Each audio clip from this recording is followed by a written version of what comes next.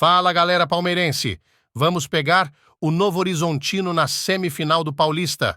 As tricas passaram vergonha histórica. Confira no debate. Porque eu vou querer também fazer uma reflexão dos grandes paulistas, tá? Porque, Corinthians fora, São Paulo fora e o Santos quase caiu para a Portuguesa. E só um detalhe, depois que você vai entrar no assunto, é o segundo ano seguido que São Paulo e Corinthians estão fora da semifinal. Ano passado também. Olha aí, o Bruninho, então, nossa enciclopédia, ainda traz um adicional. Pela segunda vez consecutiva, São Paulo e Corinthians fora da semifinal. Agora, o Santos também quase caiu. O Henrique Dourado perdeu um gol bem claro para a Portuguesa e o jogo foi para os pênaltis. Então, acho que tem que ter uma reflexão. O que está acontecendo com os clubes grandes de São Paulo? Porque o Santos, tudo bem, está numa draga, caiu, precisa se reequilibrar financeiramente. Agora, Corinthians e São Paulo estão gastando, estão contratando, estão com times, como eu digo aqui, fortes no papel. E tem que haver o que está acontecendo? Contrata mal ou não? Os times não estão se dedicando tanto no Paulista? Os três clubes de São Paulo, tirando o Palmeiras, no sufoco, o Santos passou ali, no talo, nos pênaltis contra a Portuguesa. O São Paulo eliminado. O Corinthians nem para as quartas foi. Caiu na primeira fase. Zé, o Tite deu uma declaração que gerou polêmica quando ele disse que o campeonato carioca hoje é mais forte que o paulista. E aí, claro que ele se equivocou e ele assumiu que ele se equivocou porque ele disse, eu estava comparando só os 4 grandes. Porque no campeonato paulista tem o quê? Tem 7 times de Série B? Tirando os grandes. No campeonato carioca não tem. Então, realmente, o campeonato paulista... 4 na Série A e 7 na B. O campeonato paulista realmente... ele é mais difícil que o Campeonato Carioca, até porque agora tem o Red Bull Bragantino, que é um time também que sempre dá trabalho. Agora, e os grandões de São Paulo? Porque o Tite levantou essa polêmica. Não que os grandões do Rio estão fazendo bonito, não. Mas o Botafogo chegou longe no Brasileiro, aí também ficou fora das semifinais. O Vasco fez papelão contra o Nova Iguaçu, que a gente vai falar. Agora, Fluminense, campeão da Libertadores. Flamengo tá brigando por tudo. Botafogo teve essa arrancada, também mico no ano passado no Brasileiro. É um momento de reflexão dos grandões de São Paulo? Porque é um vexame. O Corinthians, depois de 10 anos, não ir pra semifinal. São Paulo eliminado pelo Novo Horizontino. E o Santos quase eliminado pela fraca Portuguesa. O Flamengo tem um trabalho consolidado. Ótimo trabalho. É um dos principais times do Brasil ali ao lado do Palmeiras. O Fluminense é o atual campeão da Copa Libertadores e não é pouca coisa. Aí o Fluminense é eliminado do Campeonato Carioca pelo Flamengo, os caras de novo vão discutir o Fernando Diniz. Acabou de ganhar a Libertadores. Acontecem umas coisas assim meio malucas no futebol brasileiro. O Botafogo a gente não sabe, fez boas contratações. O Alan que chega do meio do ano, o Luiz Henrique. Então é um time que, num comparativo aqui com as equipes de São Paulo, ele estaria ali mais ou menos no nível do São Paulo. Pelo menos, à frente, talvez, do Corinthians de hoje, né? Não de hoje, e até do Santos Futebol Clube. Agora o Vasco, aí já derruba a pontuação dos cariocas. Que o Vasco, pelo amor de Deus, conseguiu ser eliminado pelo Nova Iguaçu, mas não é o resultado que é a questão, a eliminação. Né? O São Paulo também foi eliminado pelo Novo Horizontino. Só que ele foi pior dos 2 jogos em relação ao adversário. Não é pouca coisa, não. O Santos na Série B do Campeonato Brasileiro, o Corinthians está numa draga danada. Então o São Paulo tem o Palmeiras na primeira prateleira e tem o São Paulo na segunda. No Rio, acho que o Flamengo é a primeira prateleira, o Fluminense é a segunda e o Botafogo talvez puxe os 4 grandes do Rio com uma pequena vantagem em relação aos 4 grandes de São Paulo. É muito teórico isso, né? Tem que botar para jogar entre eles, para você chegar a uma conclusão. E daqui a pouco o Botafogo pode fazer outra vez um grande campeonato brasileiro, né? O ano passado foi em parte, não foi em total, mas surpreendeu de forma positiva. Dá para esperar isso, mas eu não espero isso do Vasco. Como não espero do Corinthians por enquanto. Não espero. E o Santos está na Série B do Campeonato Brasileiro. Agora, no campeonato como um todo, temos o Nova Iguaçu jogando bem, né? Jogou melhor que o Vasco os 2 jogos, mas aqui em São Paulo tem Novo Horizontino, né? Tem Bragantino já bem à frente de todo mundo, até pela estrutura que ele tem. Ou seja, o Inter de Limeira fez um belo campeonato, né? Equipes mais competitivas, né? O próprio São Bernardo. Enfim, se você pegar num todo, o Campeonato Paulista é muito mais difícil do que o Campeonato Carioca. Não num todo. Se comparar só os 4 grandes, aí talvez o Tite tenha razão, mas assim, não é muito distante não, Pilhado. Agora, tem que mudar, Flávio, alguma coisa nos grandes de São Paulo? Porque, estão trocando diretoria já. Qual é a reflexão que se tira disso, desse mico aí? São Paulo fora, Corinthians fora pela segunda vez nas semifinais. Santos quase eliminado pela Portuguesa.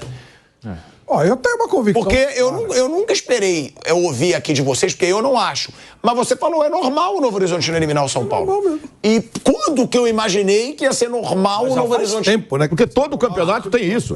Todo campeonato tem um pequeno ganhando do grande. Tem uma relação aí de eliminações que daria também do Santos, daria do Corinthians facilmente. Até o Palmeiras, de vez em quando, dá uma oscilada, mas é diferente. O Santos ficou 3 anos brigando contra o rebaixamento. Claro. No meu conceito, Pilhado, é uma coisa muito simples. O futebol paulista parou no tempo. Os grandões pararam no tempo. Eles ainda acham que administrar o futebol ainda é aquela coisa de uma ação entre amigos. E com esse espírito você não vai a lugar nenhum. O mundo mudou muito, tudo mudou. Então você tem que ter alguma coisa muito profissional, muito séria. Vai dizer, o São Paulo não tem profissionais? Claro que tem.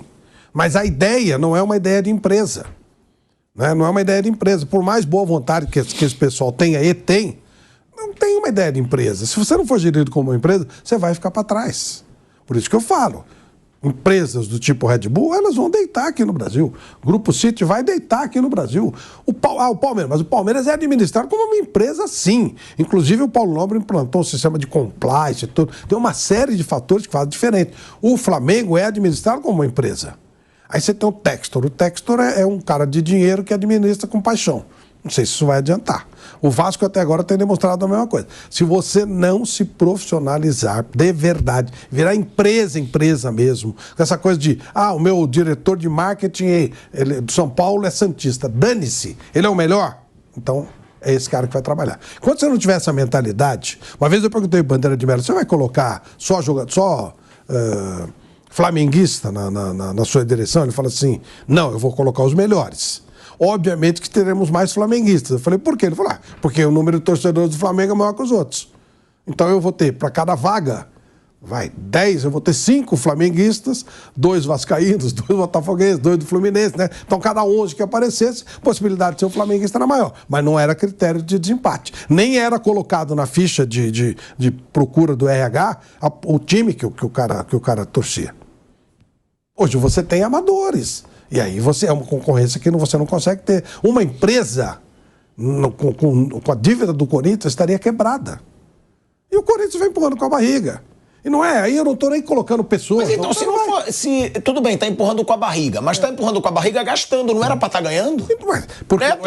Porque não é empresa. Se você tem uma empresa, há uma cobrança de resultado. Eu sei, mas o que eu digo é que eles gastam. E não ganham dos times que não gastam nada. Porque se você for pegar a folha salarial, a folha salarial do Corinthians e do São Paulo e comparar com o Novo Horizontino, Inter de Limeira, vai ser 40 vezes maior. Da América, está entre as 10 maiores. Da América, dos 5 encontros disputados. Hoje tem o sorteio, né, da Libertadores, que a gente inclusive vai mostrar aqui. O São Paulo está entre os 10 maiores. Das 10 maiores. Eu acho que entre os... O problema é que você não tem responsabilidade. Só Boca e River vai entrar nesse meio aí dos times que mais investem. Não tá na Libertadores. Então, mas não, tô falando dos times da América do Sul, dos grandes. Saiu aí. Acho que são os dois, né? De 17 maiores folhas salariais e valor de mercado da América do Sul, são 15 brasileiros, Boca e River. Mas então, Bruno, porque é o que a gente fala. O que eu tô falando aqui é o seguinte, tudo bem, eu sei que os clubes não são organizados, mas por não ser organizados, eles não gastam, eles gastam. Isso, gastam de qualquer jeito. Sim, não, mas aí eles têm uma folha salarial, pega a folha salarial do Novo Horizontino, pega a folha salarial da Inter de Limeira, pega a folha salarial, quem mais classificou? Portuguesa. Não, mas a Portuguesa saiu pro Santos. Saiu pro Santos. Tá. Inter de Limeira e o Novo Horizontino. A Inter perdeu pro Bragantino. Tá Bragantino, Santos, Palmeiras e Novo Horizontino. Isso, então pega a Inter de Limeira, Novo Horizontino e Portuguesa. Os que estavam aí juntos. Compara com o Corinthians, por exemplo. A folha salarial é 50 vezes maior, porque o Corinthians tem uma das folhas salariais maiores do Brasil. É um absurdo. Sim. Mas então como é que não passa isso? Porque é feito de qualquer jeito e há uma responsabilidade maior. Mas são jogadores melhores, você concorda? Teoricamente. Às vezes você contrata por contratar. Por exemplo, vamos dar um exemplo bem claro aqui, embora eu ia citar o Flamengo, mas o Flamengo contratou o Vidal, que foi um grave erro. O Palmeiras contrataria o Ramos Rodrigues? Não. Não. Chance zero, tá certo, Pila? Zero. Corinthians contrataria o Ramos Rodrigues? Contrataria. Sim. O Santos contrataria? Contrataria. São Paulo contrataria? Contratou. É isso que eu digo. Aí é o diferencial. Quem o Palmeiras vai? Gasta muito menos e traz o Rômulo. Mas quem é o Rômulo? Nós vamos ver quem vai dar mais resultado. Traz o Richard Rios. Quem deu mais resultado? O Richard Rios ou o Ramos Rodrigues? Mas quem é mais nome? Claro que é o Ramos Rodrigues. Óbvio. E não é o primeiro que o São Paulo faz. O São Paulo trouxe vários. Ele trouxe o Hernanes, ele trouxe o Luiz Fabiano, ele trouxe o Daniel Alves, ele trouxe agora o Ramos Rodrigues. Não é a primeira vez que ele faz isso. É paixão. O Corinthians, lembra que ele estava numa draga terrível e começou a trazer um monte de jogador lá. Ele trouxe o cara de fora, trouxe o Renato Augusto. Trouxe no mesma janela, trouxe Renato Augusto, Roger Guedes, William e Juliano. Então, qual funcionou? Só o Roger Guedes, e mesmo assim com um contrato que ele pudesse sair a hora que ele quisesse e ele sai no meio de uma final. Palmeiras faria um negócio desse? Claro que não. O Palmeiras é uma empresa, nem que a Leila quisesse. A maneira como o time está montado, o compliance, o jeito que foi feito, não pode. O Bragantino faria isso? Nunca. É uma empresa. O Bahia, por certo, não pode fazer isso. É isso que eu quero dizer.